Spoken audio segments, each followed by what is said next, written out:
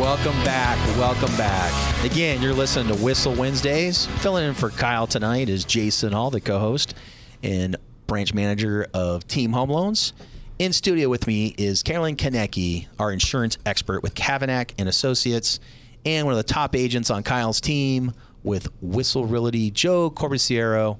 Joe, we were just talking about rent. The one thing we know, I think what the three of us can agree, and I know Brian and Paul can shake their head and jump on if they want to, we know that San Diego is one of the best places in the world to live. I mean, we have somebody like you who came from Italy, so you truly appreciate San Diego. I'm born and raised here, and so I'm a little bit biased, but everywhere I've ever been, there's no better place to live. And I think more and more people are finding that out. More and more people are moving here, or more people are staying here, raising families.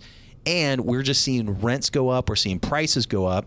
And I think that's what people worry about is like, how can we sustain that growth, right? And that's why people start talking about bubbles. But look at San Francisco. It's like $1 million for an average home there. Like you get like a studio, right, for like $1 million. Absolutely. So if they can sustain that, I'm sure San Diego can. Some of the things I always tell my clients, things that could possibly drive some crazy thing. If some 9/11 attack happened here in San Diego, I think we'd have a few years of a lot of listings, because I think a lot of people would decide, oh my God, I'm now concerned about the well-being of me and my family, and we want to go live now in Kansas or Iowa or somewhere that's not on a border. I pray to God that never does happen, but those are things that we can't control. As man of faith, I just trust in God that we're going to be fine. And if it's our time, it's our time. But things like that, we can't control. But as long as we have jobs here where people can be employed and have good paying jobs, which we do in San Diego, we're going to be okay.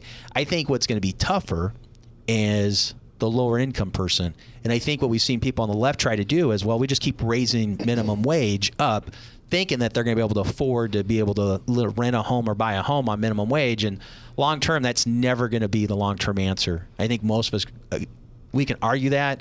Most of us on the conservative side agree that you can raise that up, but it's just going to make everything go up, and they're still reaching. And minimum wage wasn't designed as a long-term employment base.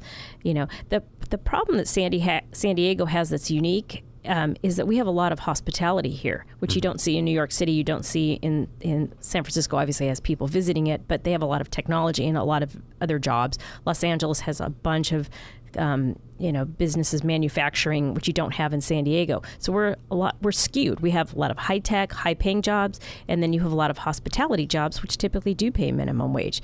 And it's very hard for people that are in that segment to find someplace affordable to live. I agree. That's probably the biggest problem here. It's going to be where we've seen in our cultures, 2 and 3 families living together in one house. I think that's how they're going to have to make it. And, certain cultures, they have no problem with that. Others, never done that. They don't want to do that. But we're already starting to see kids stay longer and longer with their parents before they can afford a home. I mean, places like North Park and South Park, as a San Diego native, those weren't the nice, desirable areas when I was a kid.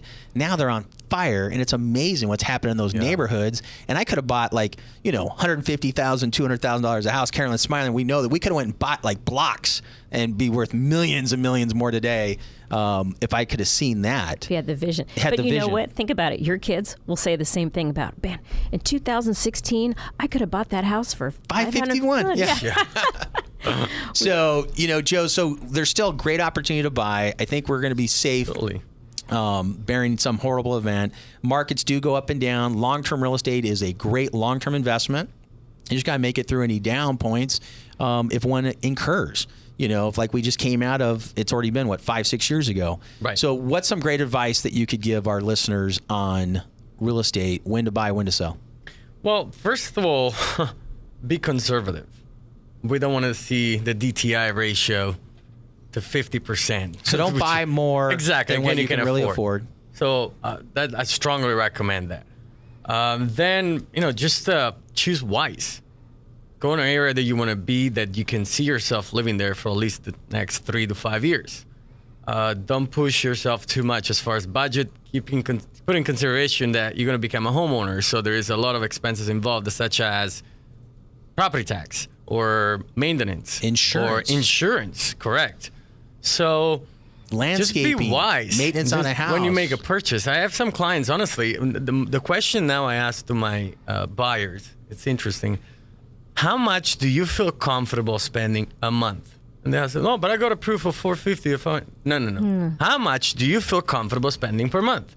And let's start with that number. Right. Because you could be approved for $1 million, and then 52% of your income is going towards, of your gross income is going towards your housing Right. And expense. if one of you lose a job, one of you get something happens, sick, Right.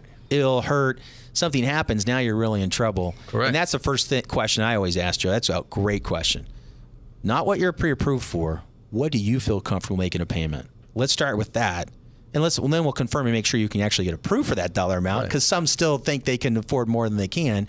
And we all want a $1,200 payment and live like in a $551,000 house. But unless you're putting like $400,000 down, that's not going to happen, right? Unfortunately. And so we have to adjust those expectations and make sure you're set. But I think that's a great point. Yeah, I mean, guys, I think being honest and transparent and really care about people, it's so important in this business. Well, it never hurts to live below your means.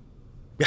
I think our generation's gotten away from that, but it's always sage advice. If you can put away 10% each month, do it automatically through savings, through having come before you even see it. You won't miss it. 401k, everything. Be taking advantage of all that.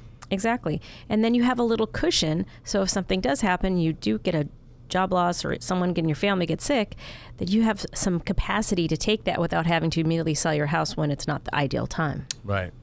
I agree.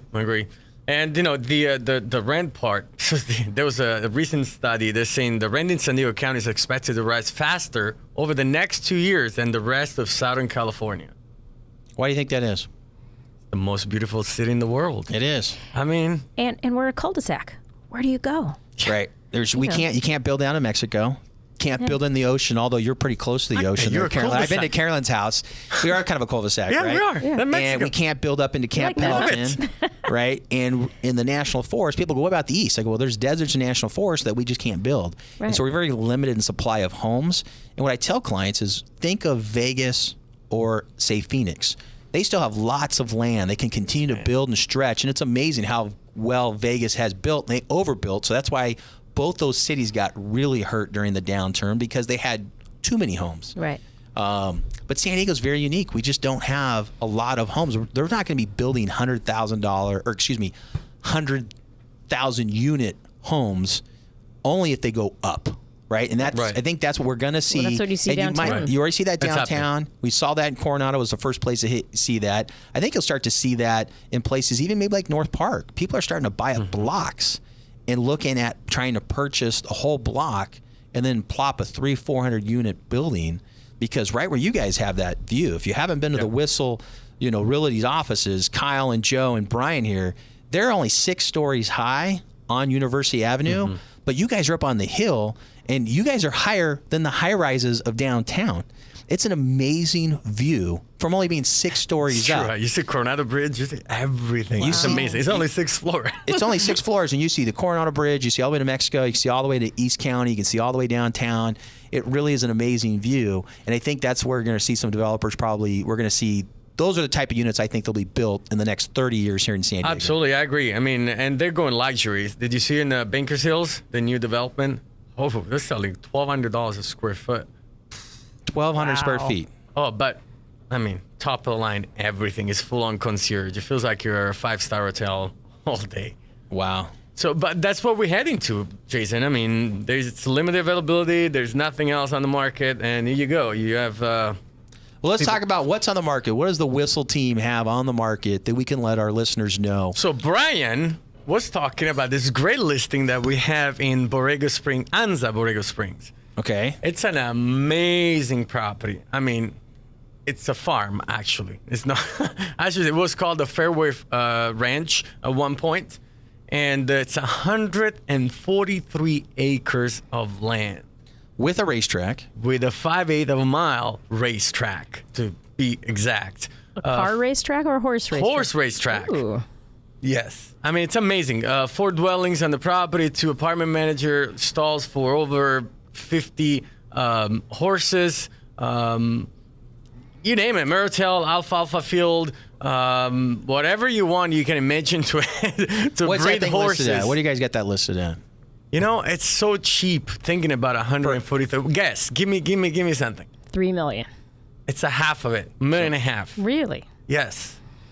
It's seriously, that would be a great opportunity Is there for a helicopter pad so I could as well. fly, We got fly in? another. We was owned by a baseball player. What was his name? Dyson. You know who that is? No. Dyson, a baseball player. Paulie, do you know? Paul Dyson.